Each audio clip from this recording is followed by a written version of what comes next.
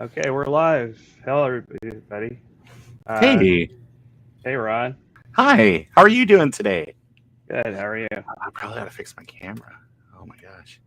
So ill prepared for this momentous occasion. Let me see if I can. All right. Let's pull this. I just appreciate the accommodations. I was not expecting the gold frame treatment. I wasn't expecting the gift bag in the green room. The prostitutes are much better than the ones that I normally get when I go to like Retro Repair Roundtable, which will be on later this evening. It was just a great experience. I want to thank you for having me on. Oh no, I can't hear you, Adam. Adam, I can't hear you. Okay. Hey, everybody in the chat. Hey, just to catch everybody up, Adam was very nice. He invited me to come on today, maybe moderate chat and kind of keep things moving as he went through his kind of cool collection of Apple II disk controllers and floppy emulation devices and things. He's got a bigger collection than most. I've got a few of these things, but some of them I've been really interested in learning more about. So maybe as a group, we can all maybe learn a little bit today and make some informed buying decisions in the future with if you are interested in picking up any of these items.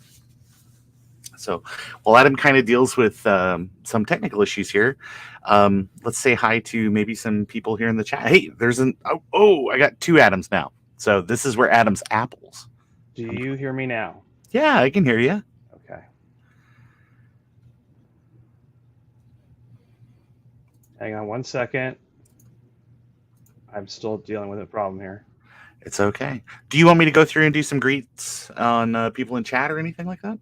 While we thumbs up, thumbs down, thumbs up. Great. Hey, everybody. Just going to go through and talk to some of these cool cats that are out here in chat. Justin D. Morgan, thanks for taking time out of your Sunday to come and visit with us. Dave from Dave's Vintage Apple Tech. Hopefully things are going better. I know you had some technical issues recently, and we're kind of feeling down in the health department. So hopefully things are going better for you out there. Also want to say hello, as always, to Garth Beagle. I'm never going to stop bragging on you, Garth. Thanks so much. This is one of my many dead Quadra 605 LC 475 boards, but Garth was so nice. He sent me a working board, which really kind of speaks volumes about kind of how nice people are in the community. Always looking out, trying to help other people. Rudy from Rudy's Retro Intel is here. Don't forget, tonight, Rudy is one of the founders of the Retro Repair Roundup podcast, which will be or vlogcast or whatever you want to call it. I don't know what the kids say these days, but that'll be airing this evening, I think at 8 o'clock Pacific, 7 Central, 6 Mountain, 5 Eastern, or sorry, 5 Pacific. So that's worth checking out as well. Mike's Mac Shack is here. Hey, Mike. Good to see you, sir. Glad that you made it here. RetroTech Chris is here as well. Chris, it is good to see you. I saw your video where you were talking about actually, I commented to it. Oh, we heard the Apple II sounds, Adam, so that's good. I saw your video. Yeah, I can hear you too. Great. Yeah. Chris saw your video about the 2.5-inch IDE to compact flash, that dual adapter. So that was a lot of fun. I actually picked up one of those recently for my ThinkPad, and it works pretty darn well on there. I threw a couple of 8 gig CF cards so that I could, have a nice place to store all of my old retro games and MIDI stuff for those older machines. So pretty cool. Ah, very nice. Very nice. So thanks for talking to everybody in the chat, Ron, while I solve some technical difficulties here. Yeah. I just realized the return key on my Apple IIe is not working correctly. Here, man, there's an enter key and that works. Here, just use some of this. Just use some of this. Just a little spray. Some deoxit. Yeah, some deox that. Deox Okay. it all. I'll have to fix this later, but it'll still work for what we're going to do. Cool. So what I was going to talk about before we get into this machine, I'm just going to put this here, is the sort of the history of the Apple II. And how to put every card possible into one machine.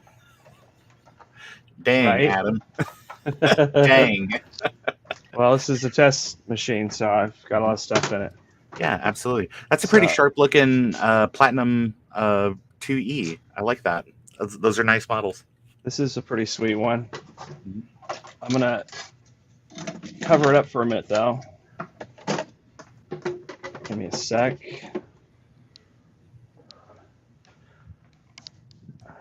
So here's more old school Apple II.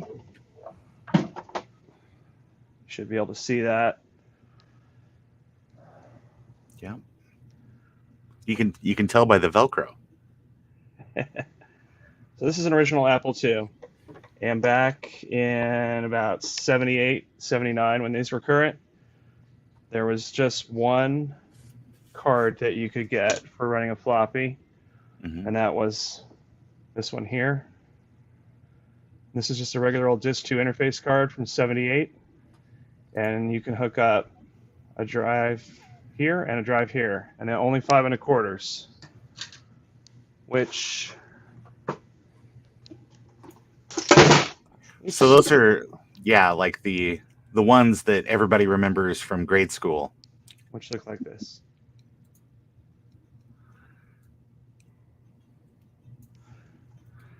Now, this 20-pin interface on here, it's a ribbon cable interface.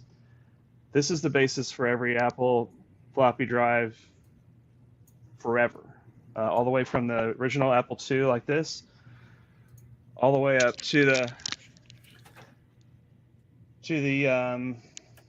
last Mac that had a floppy drive in it. Yeah. So internally, every drive has that same connector. So like here's an Apple IIc floppy drive, and it still uses the same interface. And then, I had a sample here, but I don't know where I put it.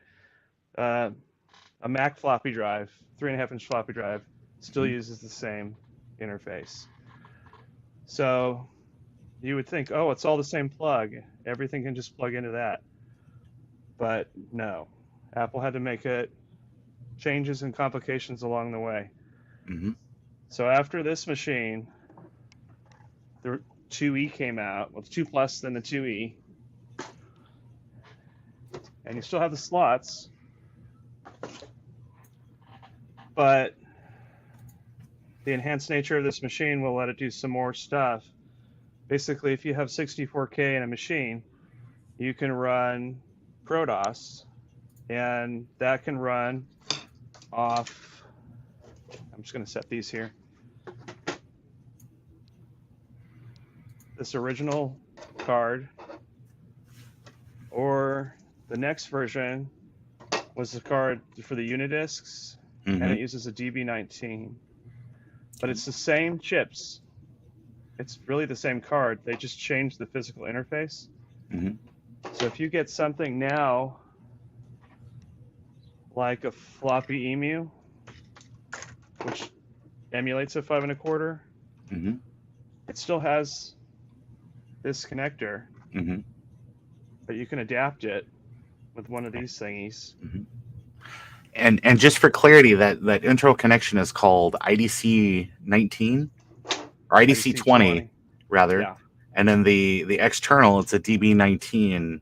That's the interface for like the external stuff, like on the DuoDisc card. Is that? Well, like a DuoDisc has a DB25. DB25. But it has a DB25 to DB19 cable for this. Okay. But if you look at the internal ribbon, there's still 20 pins. Yeah. So for a 5 1/4-inch drive, you could hook it to either of these as long as you have the correct adapters. And I know that there's some people that make those IDC to like DB20 or sorry, IDC 20 to DB19. Is that, I feel like I'm getting it backwards. I'm going crazy. Yeah, it's DB19 to IDC 20. You can get those, like, that's the adapter you held up, right? So you can use the internal, external. Okay.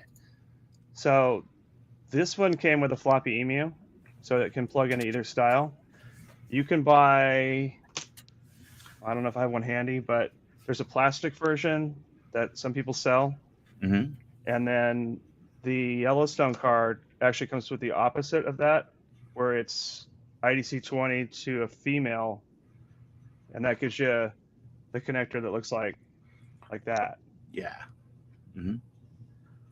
Now I've seen those. I think the plastic ones, it was HB Kaboo or HK Boo, like the developer of the wDrive, I think was selling those briefly. The plastic version. Yes. For like the 2C, so that way that you could basically boot from the wDrive. It had like a switch that would make the internal drive not be the primary boot, something. So it was kind of a little more complicated, but yeah, there's actually Big Mess of Wires sells one. Mm-hmm. I don't know if I have it here handy. Oh wait, no, that's not it. It looks like a longer one of these, but it has some extra stuff on it, and there's a switch. Okay.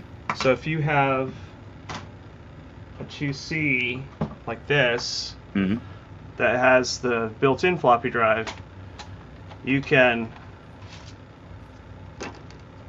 connect another drive to this external port, and then if you switch it, it'll make this the internal port, so that you can boot from, say, an external 5 1/4 or your FloppyEm, which is the biggest pain on a 2C, is that getting it to boot from an external drive.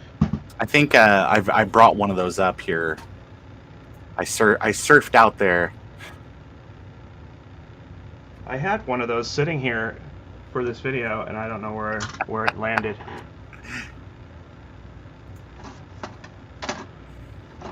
No, it's not. Oh wait. No, just got more of the DB19s.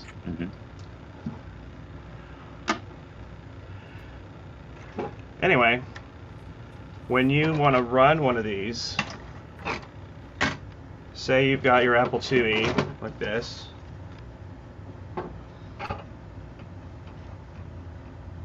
and let's reduce the card count just for this. Yeah, go ahead and pull out your zip accelerator and your Vulcan drive. And I don't have that. I have a Z80 card for running CPM, which will run CPM off the 5 1/4 Apple drive. I have. In chat, Garth said, "Is that a Liron?" And I do think. I do think about this. I think there was some confusion about the Duo Disc card, but he does have a Liron, so I guess we'll get to that eventually.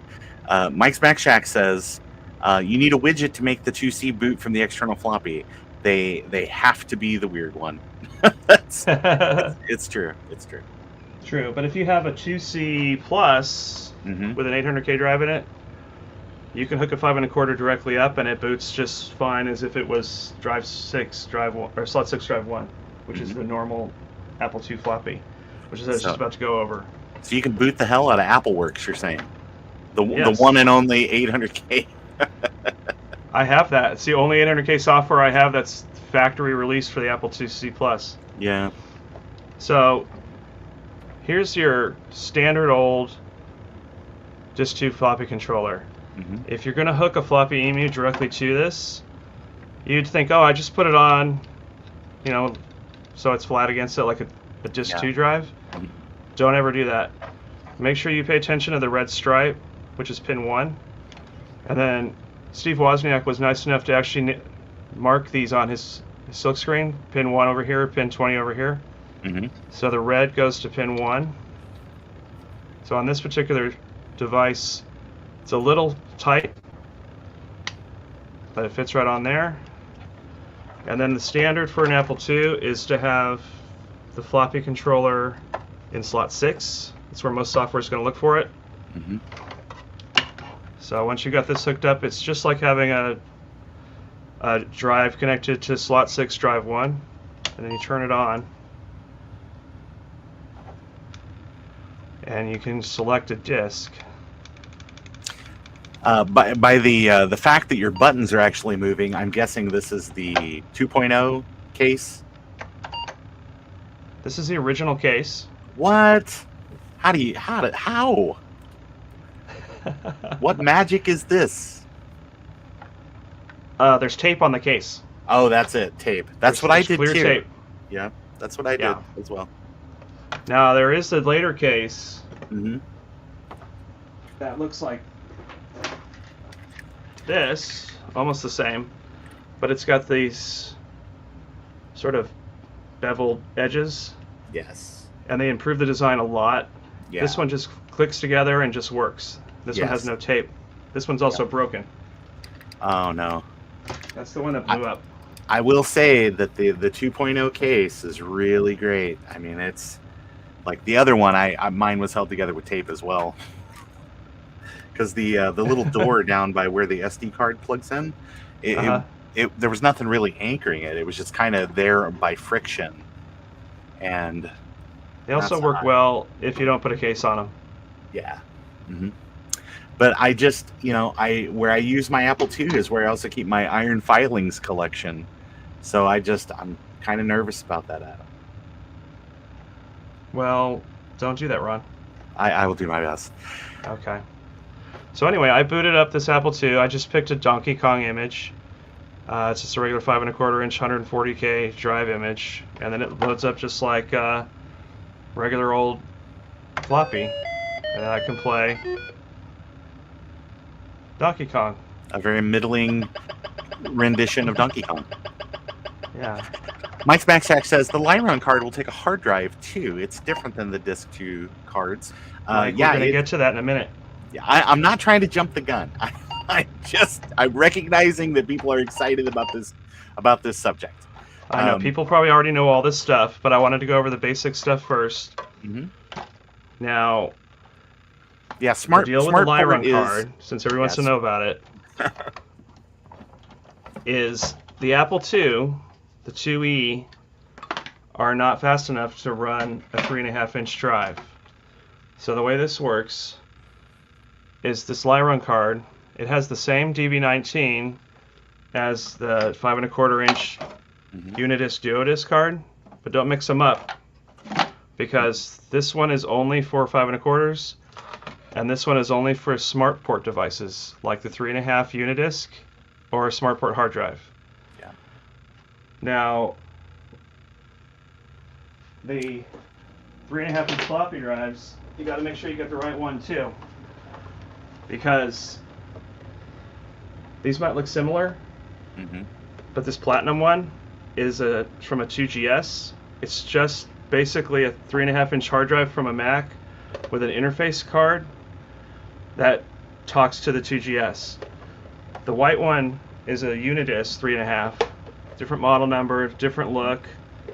It actually matches the 2C, and it has smarts in it. It has a processor, kind of like a Commodore drive or something, that handles some of that throughput, so the Apple II doesn't have to, in coordination with the Liron card. And an Apple IIc or 2C Plus, as long as the ROM version's new enough, can talk to the Unidisc and boot from it. There's the only Apple II out of the box that can talk to the 2GS drive is the 2GS. So this won't hurt anything if you plug it in, but it won't work. Do anything. Yeah, it just won't do anything. Hey, you towed right up to the line there, but is there any damage that will happen if you plug the older 3.5 inch into the Liron card? Because I think that I've always read that it won't work, but I don't think I've ever read that there would be any damage where if you accidentally plugged one of the older 3.5-inch drives into the like a 2GS or to the Liron, that it would damage anything. If you plug a 5 1/4 into a Liron, Mm-hmm. you could cause damage. You Sure. could blow a chip. Yeah. An Apple 3.5 and a Liron card, it won't hurt anything. Just It will just not work. Now, if Okay. you plug a FloppyEm in to a Disk 2 controller that you forced into Smart Port mode using a ROM hack that I don't know if I'm going to get into on this video, that can damage the FloppyEm unless you cut pin 12 on the cable. Right. And I made an adapter for that when I was doing that. Mm-hmm. But that hack's really not necessary anymore with some of the other stuff I'm still going to show you here. Okay. So Mike's Backchat says, "Kay, can we take a minute to appreciate the fact that the Apple disk controller has 8 chips on it, and the floppy controller of the 1981 IBM PC has like almost 69,000 chips on it?" It's, if you've ever seen one of those, they literally weigh like 5 pounds. That disk controller. well, the other thing like- too is that the way WAS designed the XT. controller card, the analog board in a Disk 2 drive, it has a chip count of like 6, while a SuperDrive drive that it's based off of had about 40 chips in it. Yeah. I remember reading a story where Apple actually worked it out where they could just buy the raw disk mechanism without the controller card. That was kind of an early success story of them kind of leveraging their clout in the community to be able to swing that deal. Because Shugart was like, well, what would be the point? Why do you need it without the controller? It's like, oh, don't worry, we got plans. Right. So for about the first 3 years or so, they bought the Shugart mechanisms raw and then added their own card. And then later on, they actually just had the mechanisms made themselves by a different company, a little bit lower quality, but the drive price went way down. Yeah. So anyway, the Liron card, like I said, it will work with a 3.5-inch Unidisc. Those drives are really hard to find, and so is the Liron card, which I'm going to put in slot 5 because generally 3.5-inch discs are addressed on slot 5. But if I take that, the DB19 adapter, and the FloppyEm, or EMU, or however you want to say it, when I turn the Apple II back on, I can, hold on, it's not liking it.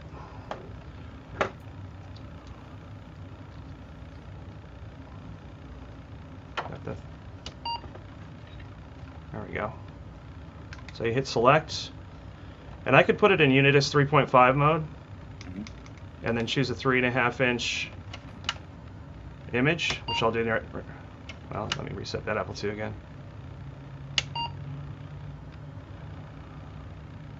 So now it's in Unidisc 3.5 mode. So it's emulating one of these. And if I go to Apple II discs and I pick 3.5, I can boot ProDOS.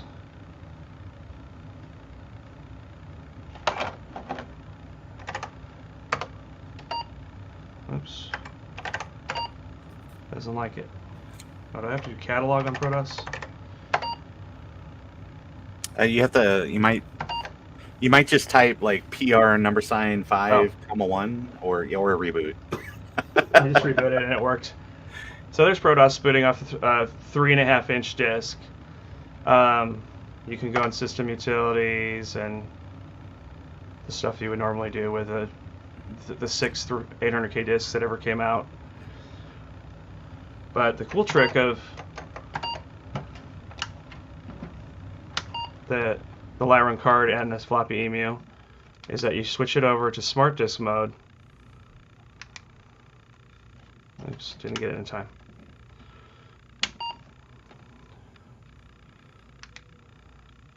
So Smart Port hard disk mode. And you have to turn the computer off, turn the computer back on, and then you can choose a hard drive image. Oh yeah, nice. Total Replay, the killer app now for these machines. Did you hear that they're actually talking about splitting out the collection where there'll be two?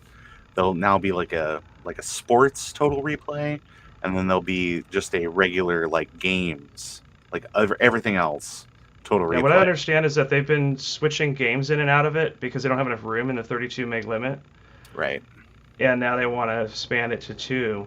Now Mhm. you can have up to 4 volumes on a smart port, so Yeah. you could still put those two and say GSOS and whatever Mhm. else you want, and it will all work off the one image.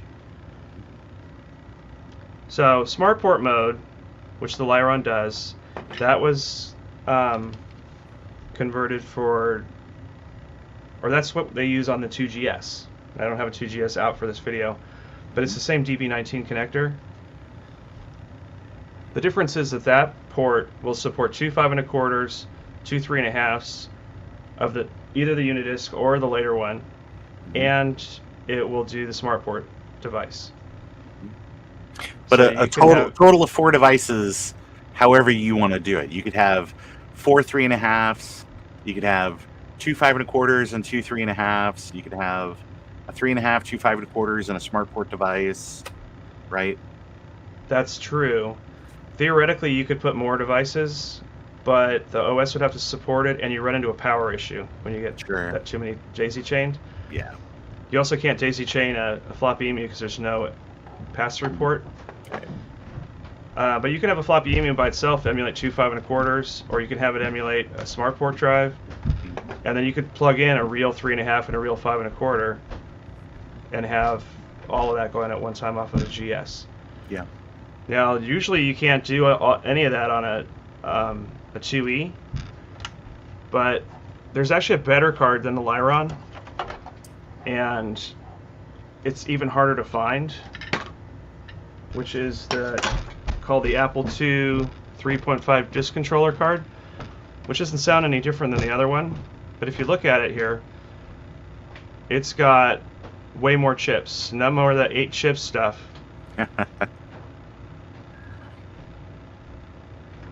So It's got 18 chips on it. It's basically like a 2C plus on a card that just is like a disk controller, right? Right, it's got an IWM in it, like a 2C plus, or like a Mac SE, and it can control regular 3.5-inch drives, 1.4 megabyte disk drives, which I believe is the only way you can do this on an Apple II, and smart port devices. So you can do more with this than you can with a 2GS. So if you wanted a 1.4 megabyte floppy disk on a 2GS, you would have to plug this card in, Mm-hmm. and then either replace slot 5 with this, like the built-in slot 5 device, or you would have to put it in another slot, like slot 2 or something, or 7. Now the problem with this card and the Liron card is if you can find one, they've been really expensive. Probably $300 or $400 for one of these. Oh yeah. And then I've seen these for $200 or $300. Mm-hmm. Now there's a way to emulate a Liron card using an old parallel card and putting a cloned ROM, and then you trick this old 5 1/4 card into becoming a smart port device. But you don't really have to do all that mess anymore, and you don't have to find these anymore because there's this new Yellowstone card. Mm-hmm. Now this can do more than the smart port on a 2GS because it can run 2 5 1/4s, or it can run 2 3.5s, and they don't have to be the Unidisc kind, and it can run smart port devices. And these are brand new and made now. Yep. So I've never actually powered this card on before. Yep. So let's see if it works. So you were talking about the ROM hack. I know that Pitar, who's kind of big in the Apple II community, Yes. was one of the people that was really heavily into patching out those parallel cards to add the support for that, especially when HKBoo kind of dipped back into obscurity because there was a soft SP card that basically would allow you to do the have that functionality just with like a little card that you could like plug in slot 3 or something. It would patch out the ROM support to give you I guess 800K and SmartPort on some of those older machines, just using the original Disk Controller 2 card, and that was kind of neat. And then I guess I'm not trying to jump the gun, but like wDrive, I guess the later firmwares of that have that soft SP built into RAM, but it takes up it takes up some memory, which might cause some issues on certain unenhanced Apple IIs. Right. The version that Pitar was doing was using the same ROM, Mm-hmm. but putting it on a grappler parallel printer card because it has a ROM port on it. And instead of starting up and becoming a printer card, it would start up and become a disk controller ROM. And the way that ROM was written was it would say, hey, you over there in slot 6, your card that's supposed to do this normally, now you're a SmartPort card. And that method worked. And I actually made about 3 or 4 of those with help from him. Mm-hmm. But we found some bugs. And then there's also the issue of power not working all the time correctly, especially with the FloppyEm, because it doesn't expect to see power on that one pin that the 5 1/4 normally does. Yeah. So you risk blowing up your FloppyEm. Nice. Yeah, it wasn't very great. Let me try this again.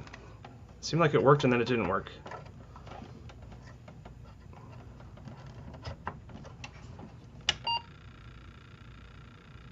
Hey.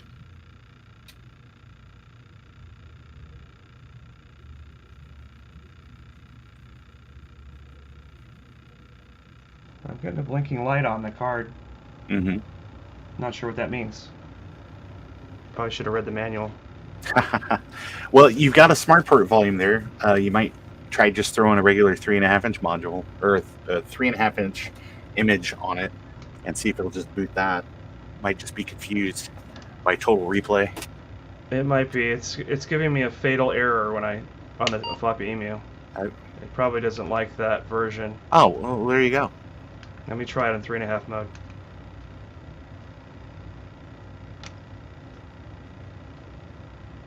Yeah, Garth mentioned in chat about that cable, that custom cable that you made. It's Garth said, I sent that info to Adrian, and he came back with a hardware fix for having to cut that pin on the cable. Much safer, he said. What I did was I made an extension, and then I cut the pin in the extension. Yeah. So that I didn't have to wreck a regular cable. Mm-hmm. It's telling me to turn off the computer. I'm going to put this in slot 6 since I'm going to run it in 5 1/4 mode.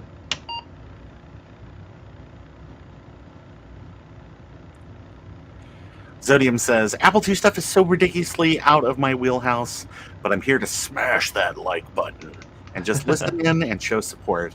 I like that. Plus, I might learn something. That's true. I learn something new every day, and I think Adam is a real wealth of information. Just all the stuff he knows about these machines. So, okay, so I booted it manually to a 5 1/4-inch disc off the Yellowstone card and the FloppyEm, and that's working. Great. So I'll have to play around with this card some more, but I Might think be this is a great option update. For what? Firmware update maybe for the FloppyEm, maybe? It's possible. This was a spare that's been sitting for over a year.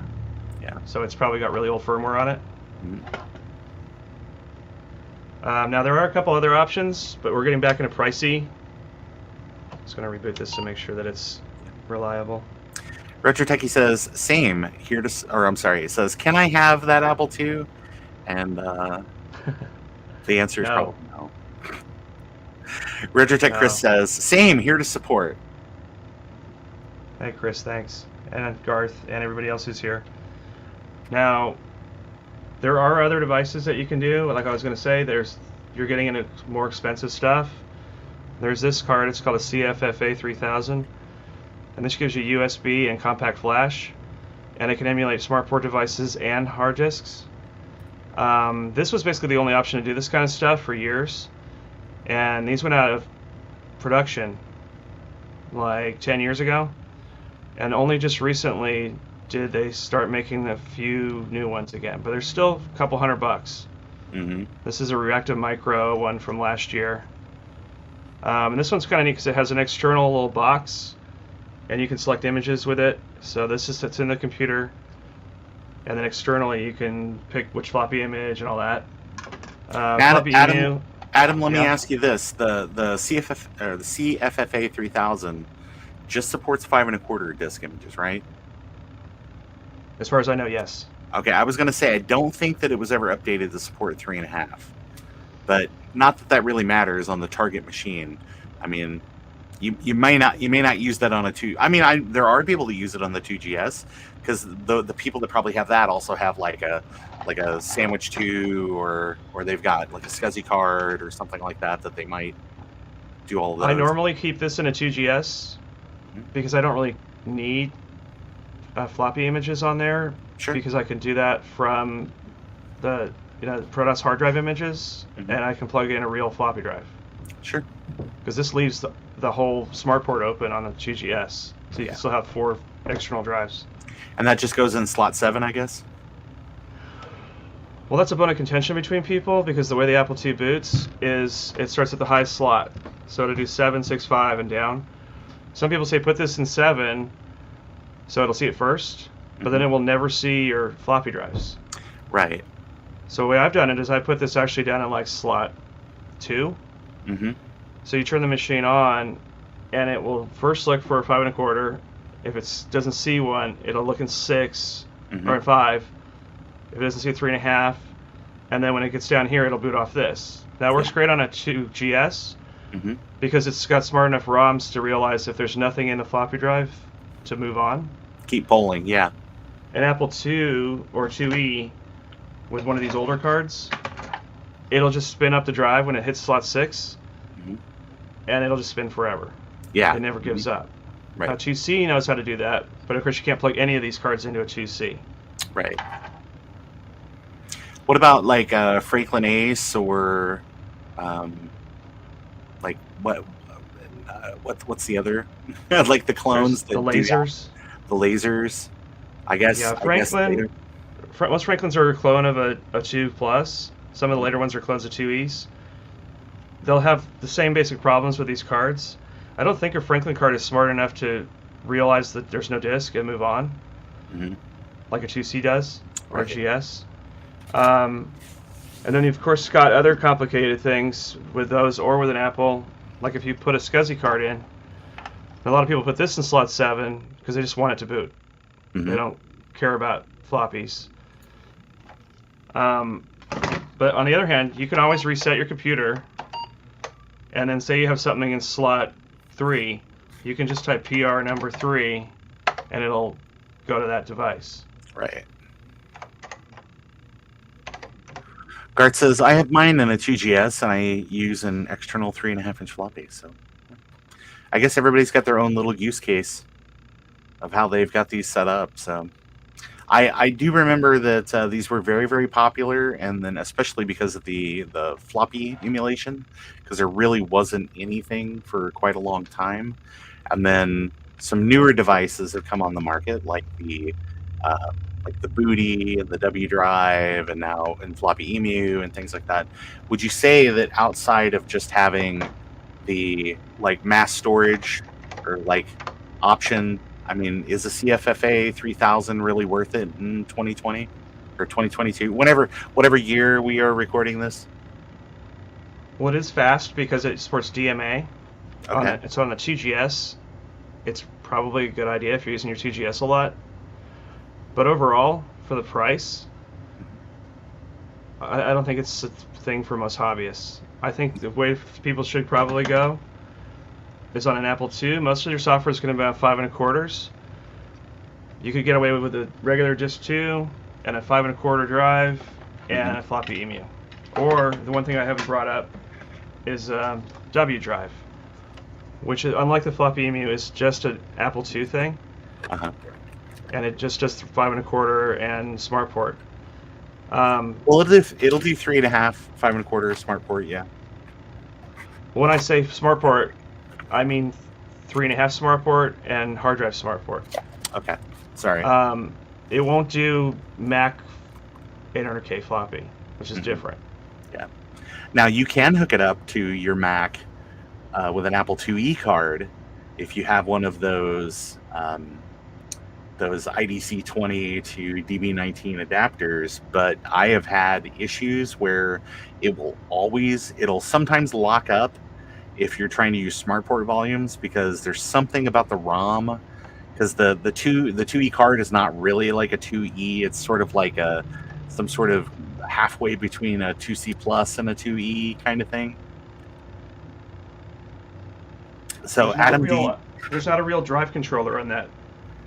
So the wDrive tries to pretend to be a 5 1/4 inch drive. Mm-hmm.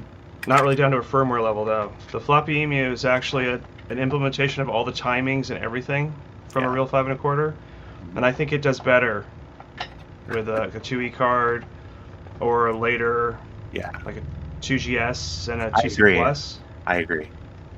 Have you? I didn't really see, but I have one of each, because they did release. Oh yeah, okay. You have the OPL display.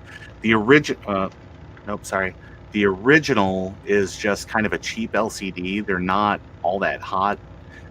Readability is kind of low, but the OPL display is pretty darn nice. I know Chris Torrance has those out on his store. Yeah, this is a newer one.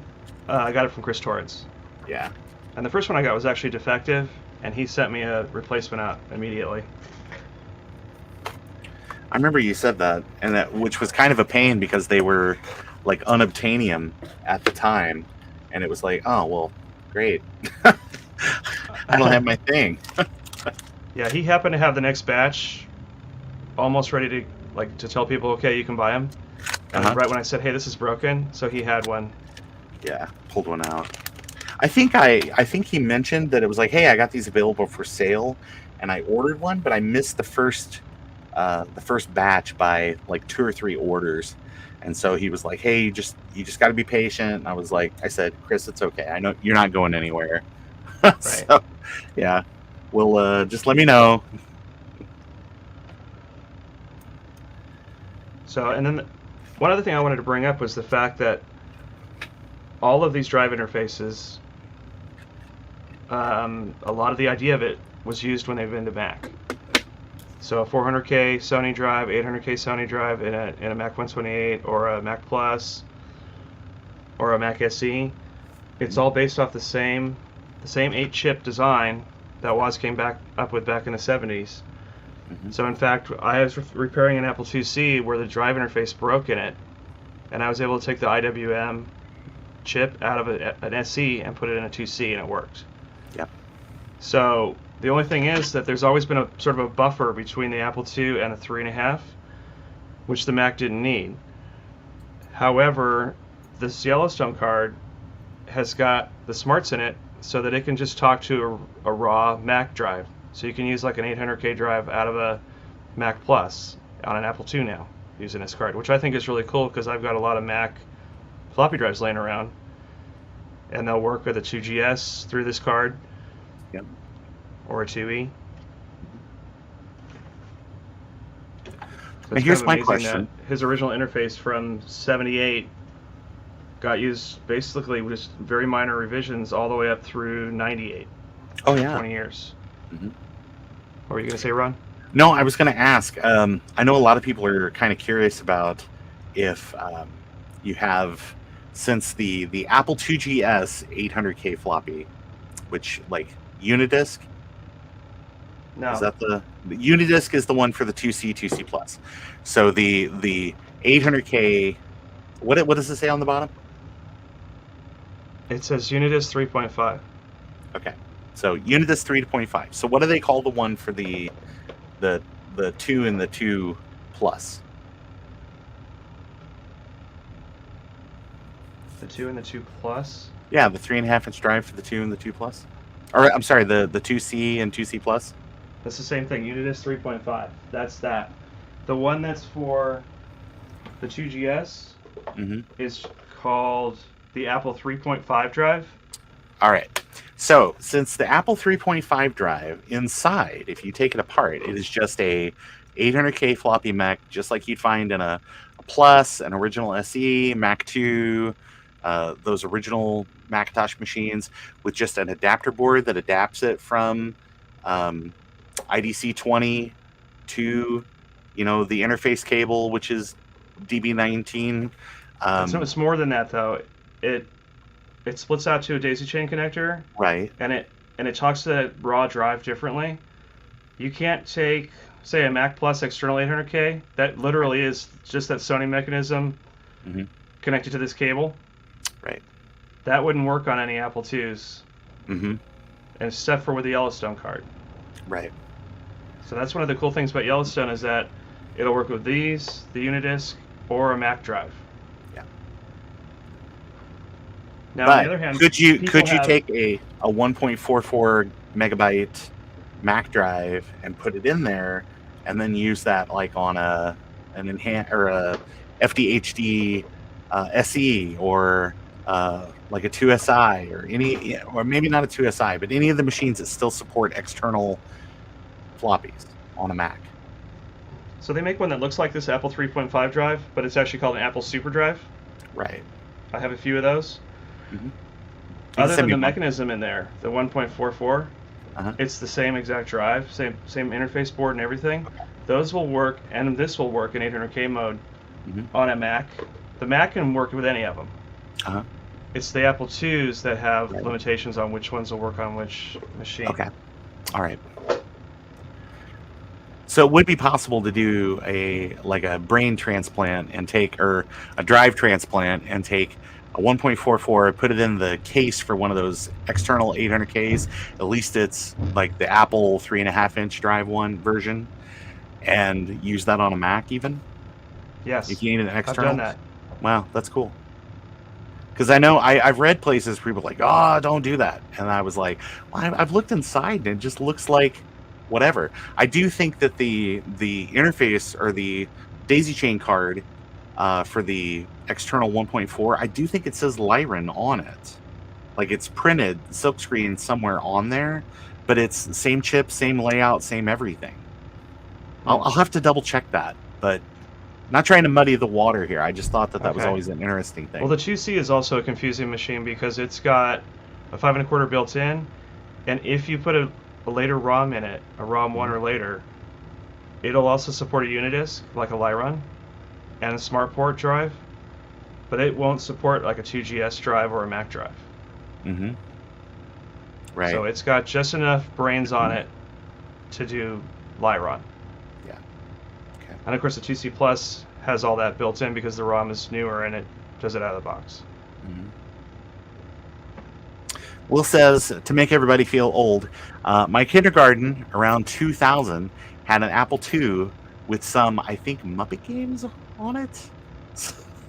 So, yeah, I'm super happy. It's always great to see younger folks kind of getting into the hobby and taking an interest in kind of all of these old machines. They're the future of the hobby. So, I don't think I have a Muppet game on my FloppyEm here. The person who gave me this image loaded it up with all kinds of stuff, though. yeah. Try this one. Now, besides all of these disk controllers, there are a lot of other cool things that have been going on for the Apple II. Let me move some of these out of the way.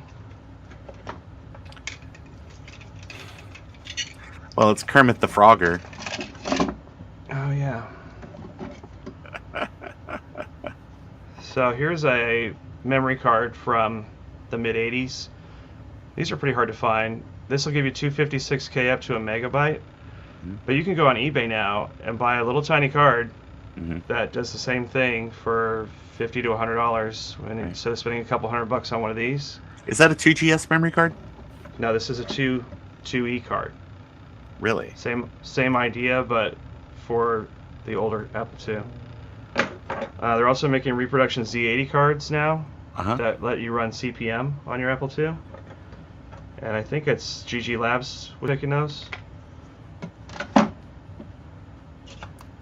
And then I got to turn the computer off.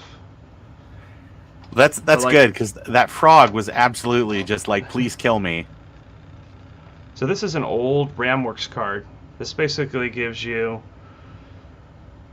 I think it's just the stock 64K plus maybe another 64K optional. But what's cool about the RamWorks cards is that they have this piggyback ports, and you could add things back in the day. And there was actually an RGB card that you could pop on the back of this. I don't have that, but I have this modern add-on card, and it gives you a VGA output. And it works the same way as the RGB card did, where you could have different color text. It does 80 columns, like an amber mode only if you want, all kinds of cool stuff like that. And this is like $40 to add on to this old card. Yeah. Instead of trying to find an RGB card, which sell for hundreds. Another cool thing you can get is one of these. Let me see if I can get it out of here. This is an Ethernet card for an Apple II. So you can use this, hook it to your network, and you can transfer floppy disk images directly from a modern computer through this, either straight into the OS, or you can write it straight to a floppy, or you can write it to a FloppyEm this way. It's probably easier to remove the SD card at this point, but this is also a cool thing. Yeah. Plus, you got to think about all those BBSs and things like that, and because people have moved those onto the internet. So, if you want to have those experiences of playing a mud against other people, I mean, those cards are pretty nice to have. Right. You can connect to an old BBS straight through here. The system will just think you're on a modem, and you load it right up on here, and you can type on a real keyboard. But I think the most exciting thing is it's got to be all these disk controllers. This Yellowstone, which I'm looking forward to playing with more, and I might do another stream about that once I've learned a bit more about it. And then going all the way back to old stuff, I've got this here, which is an old ROM adapter card for the original Disk 2 controller. Yeah. And this will let you set your disk controller back to the mode before 1982, where it was 13 sectors of disk instead of 16. And there's a whole world of software out there that was out from 78 to about 81. Yeah. That won't work on a normal disk controller, and it won't work on a Liron, and it won't work on a Yellowstone or a FloppyEm even. These you have to do on a real drive. And this is actually a card I got from Larry Pell. You hook this, you take your original Disk 2 card and you hook it to these two chips, and then you have this switch, and it's either 16 or 13 sector mode. Yeah. And one of the reasons I wanted to do this is because my original Apple II had been modded for this back in the day, and there's a hole on the front of my case. I see that for the push button. And it's marked 13 or 16. So I figured, why not make it do what it was intended to do? Absolutely. I mean, you've got enough Apple IIe's now and Apple II Pluses that you can just do whatever. I do have one of every model at least, but I've got 3 Apple IIs and 3 II Pluses and about 7 IIe's. So let's make each one just do something crazy and different. Yeah, absolutely. Have fun with it. Which is part of why this one was so full up with cards. I just wanted to see how much I could do all at one time without blowing it up. Right. Did you have just asking about the machine? Have you done any power supply, kind of beefing up the power supply or anything like that to support all those cards? This particular one has an original power supply, but I recapped it. Yeah. There are aftermarket supplies. I actually have one of those in my 2GS, and I do have the board for another one of those, which will probably end up in one of these 2Es. Nice. I do have a Platinum 2E I'm building. It's based on actually a board that you sent me, Ron. Nice. and a different case because that case was kind of smushed. Yeah. That a bunch of those machines were just barn finds and things that people donated to me. So I was like, they're just sitting here. Now that one 2E was probably not a terrible machine, but yeah, some of those were pretty kind of in rough shape.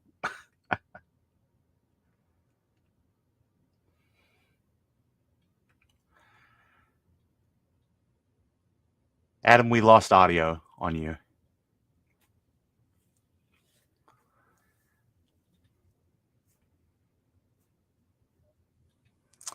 So while Adam is restoring audio, it's back. It's back. Okay. Rudy, thanks for stopping by. I'm sure I'll see you a little bit later today. I tried to change my camera input, and I changed my mic input by mistake. It'll happen.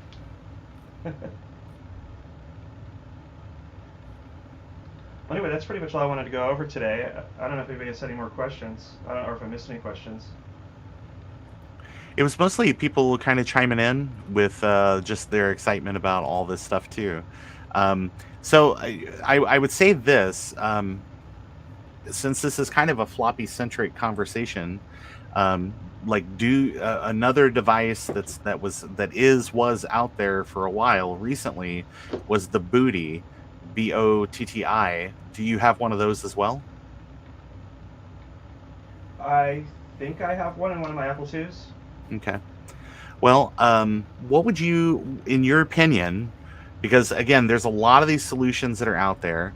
Not all of them are still available, like the CFFA, unobtainium at this point. What would you say for people that are thinking about, like, hey, I'd really like to get high density support, or I want to get smart port support on my enhanced 2E? What devices would you recommend that people purchase? Well, first of all, SuperDrive or 1.4 meg drive support, I think that's sort of a just ridiculousness level. There's no commercial software that uses that. It's just more for fun to make it work. Now 800K on a 2E or a 2GS, I would say the Yellowstone card and a FloppyEm for either one. You don't really need a Yellowstone card with a 2GS because it's got smart port support in it, and it can support real floppy drives. And the ones for the 2GS are the most common ones out there. Right. But if you want to run 3.5s on a 2E, then you want to probably get a Yellowstone card. Yeah. Now you talked about 1.44 support, like on the 2, like the older 2 line is just sort of why. On a 2GS though, is there any real reason? I mean, other than just, hey, this is kind of neat. It's just, hey, it's kind of neat, and you have to find an Apple unit or an Apple 3.5 SuperDrive card. It's the only card that will do that. The Yellowstone does not do that? No. Oh wow. Okay. So it's basically a combination of a 5 1/4, a Liron, and sort of the 2GS drive interface. It is not a SuperDrive card because it doesn't emulate a SWIM. It only emulates an IWM. Okay. That's where I was confused. I just wanted to make sure on that. So, when I so first you heard would about Yellowstone, I thought it was going to do all of that. Yeah. But it doesn't. Okay. I think that would be neat, but it seems like functionality and extra expense to build in for something that doesn't really have a lot of practical use. Right. Like the SuperDrive card, I mean, I have this one in the box, which is what I was showing. And This is just more of a collectible at this point. Sure. Then, I mean, and it comes with the wrench. Yeah, nice. Yeah, the little Apple wrench. I don't even know. I maybe a Mac would support if you had a 1.44 megabyte formatted ProDOS volume. Maybe it might read it. I don't know. Yeah, I've taken a Mac 2 FX and formatted it 1.4 in ProDOS, and then run it on a SuperDrive device on. And does it work? The 2E. Yeah, it reads it as a 1.4 meg ProDOS volume. Well, that's great.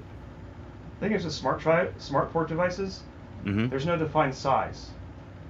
Right. So like up to 32 megabytes. But I mean, you Mm-hmm. can make an image anywhere from 140K on a 5 1/4 to 32 megs or anywhere in the middle. Very true.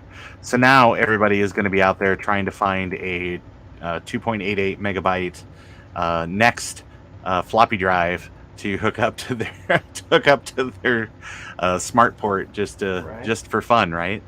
Well, what's fun to do for me is not larger capacity floppies on that port. Is that if you get a SCSI card, you can run a zip drive.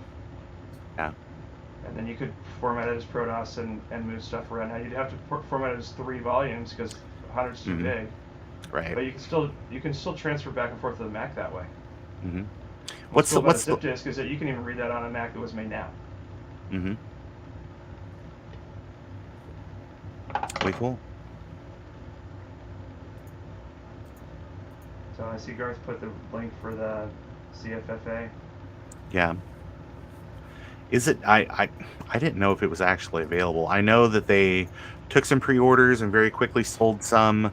Um, I know that as an alternative. It's in stock. Can be. Oh, it's in stock. So I guess excited people can go get one. $225. I bought. I know it's not necessarily floppy related, but I ended up purchasing one of those microdrive turbos because Okay. the newer versions do DMA and it supports with an adapter. It's got an IDE interface, but it just supports compact flash.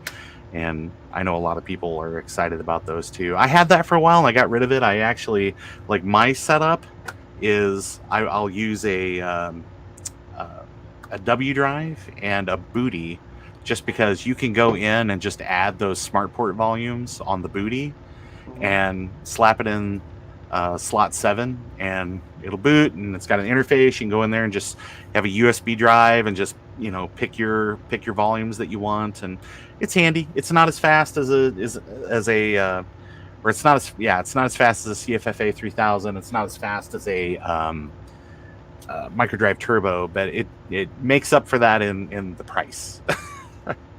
Pretty Right. inexpensive. Well, the CFFA I got was, I believe, an original card that was Hmm. found when they got the deal to recreate them. They Yeah, found a small batch of them. So nice. mine's an old one that has a sticker on it that says Reactive Micro, Hmm. but it's still a 2011 card. I Sure. put that in the GS because it's fast, and Hmm. GS is a faster computer, and it can actually utilize that if I'm running GS OS. But for a 2E, booting it off a FloppyEmu or a booty, it's plenty fast for Yeah. that interface. It's a 1 Hmm. megahertz computer. You don't have to go crazy. Garth says he picked up a booty for his Apple IIe that he hasn't, but it hasn't slapped it in there yet. Yeah, So the booty's a good I, thing. Like if you want to run smart, the total replay thing, it's yeah, great. The only thing is it doesn't do floppies, so you need right. another solution for floppies. Yeah, that's why I was kind of like a wDrive just because it was the cheaper alternative to the floppy emu. But I'll say now the latest firmware for the floppy emu supports you can have two 5 1/4s mounted at the same time. So you don't have to go back on the device and switch back and forth. So if you had like a business solution or something where you've got a program disk and a data disk, you can have those kind of online all the time, which is neat, and that's something the wDrive does not currently do. Um, Yeah, with the floppy so emu, I've done it with AppleWorks, mhm. where you boot up on drive one, and then you have a data disk on drive two, and then if Yeah, you're using stuff, and you just hit save, and you don't have to, even though it's not real disks, you don't have to virtually flip them back and forth all the time. absolutely. Way cool. Well, I appreciate you coming. Yeah, thanks for having me on. Hey, let's do housekeeping. Adam, if people were wanting to follow you online, where can they find you on the Twitters or the Facebooks? Well, while they're here, they can click subscribe, and they can click like, and they can hit notify. Mm-hmm. And every Ring once that in a while, bell, when I go right? on, you'll be able to know about it. And Mm-hmm. if you want to follow me on Twitter, it's at Hulkintosh. And what about you, Ron? Oh, I don't know. I deleted all my social media stuff. I'm deleting my YouTube account the second I get off this stream. It's because I think I would. YouTube's the devil. So I'm gonna have to. I think I'm just gonna go back to recording VHS stuff in my basement. That sounds great to me. Yeah, it's pretty handy. It's a much more limited platform. Send all your 'Cause viewers over it's here before you shut down, okay? all right. I will do that. I will do that. Yeah, absolutely. If you are not subscribed to Adam's channel, please give it a like. Click the like button on this video. Make sure that you leave a comment on this video, because that's the engagement that YouTube is looking for to then recommend this video to other people. Make sure that you click the bell so that you'll be notified when Adam goes live or posts new content, and make sure to give him a follow over there on Twitter, because he's always posting new and amazing things that he's adding to his collection. So it is well worth your time to check out. I appreciate all that, Ron. And anybody else, everybody have a great afternoon, and I will talk to you all later. Yeah, have a great day, every guy. Thanks for inviting Bye. me. Thanks, Ron.